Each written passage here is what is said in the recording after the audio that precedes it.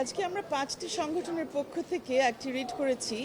কেন বাংলাদেশে অভিভাবকত্ব আইনের একটি ধারা যেটার মাধ্যমে সমান অধিকার দেওয়া হচ্ছে না নারী এবং পুরুষকে, সেটা কেন বৈষম্যমূলক ঘোষণা করা হবে না এবং সেটা কেন সংবিধান পরিপন্থী ঘোষণা করা হবে না।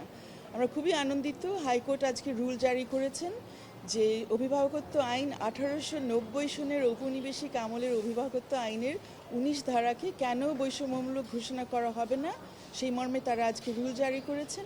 পাশাপাশি তারা একটা নির্দেশও দিয়েছেন, অন্তর্বর্তীকালীন একটি নির্দেশ দিয়েছেন মানবাধিকার কমিশন এবং মহিলা ও শিশু বিষয়ক মন্ত্রণালয় যেন আগামী 4 মাসের ভেতরে একটি প্রতিবেদন সম্পূর্ণ করে কোর্টের কাছে জমা দেন যে এই বিষয় নিয়ে কী ধরনের সমস্যা হচ্ছে, এই ব্যাপারে তারা যারা ক্ষতিগ্রস্ত হচ্ছে তাদের সাথে কথা বলে, অন্যান্য সব স্টেক হোল্ডারের সাথে কথা বলে একটা প্রতিবেদন তৈরি করে তারা যাতে কোর্টে জমা দেন।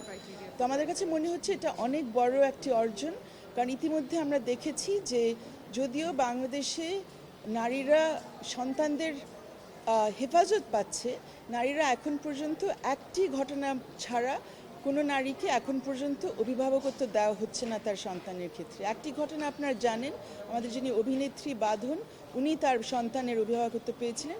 এছাড়া একটা মাত্র উদাহরণ সারা দেশ জুড়ে পাবেন না আমাদের স্বাধীনতা থেকে এখন পর্যন্ত যে কোনো নারী তার সন্তানের অভিভাবকত্ব পাচ্ছে।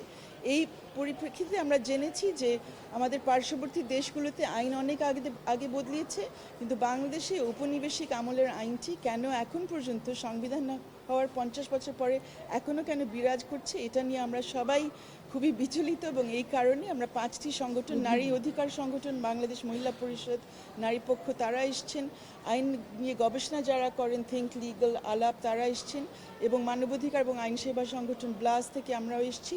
আমরা সবাই মনে করেছি যে এটা খুব জরুরি বিষয় এবং কোর্টের এই ব্যাপারে এটা তাদের নজরে নেওয়া উচিত, এবং আজকে কোর্ট এই ব্যাপারে খুব গুরুত্বপূর্ণ এই রুলটি জারি করেছে।